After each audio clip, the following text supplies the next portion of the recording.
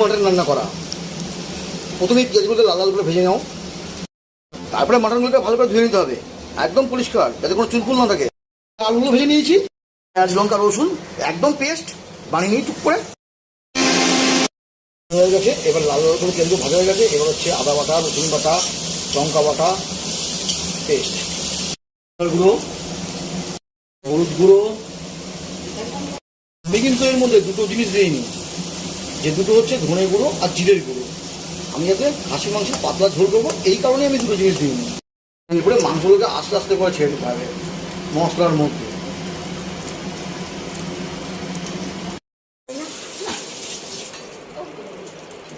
এই মাংসগুলোকে, কষানো মাংসগুলোকে সব এক একটা করে দিয়ে দিলাম। হলো মাংসের দোকান থেকে ভালো এসে যে চর্বিগুলো দিয়েছিল সেইগুলোকে দিয়ে কমপ্লিট পাতলা খাসির মাংস।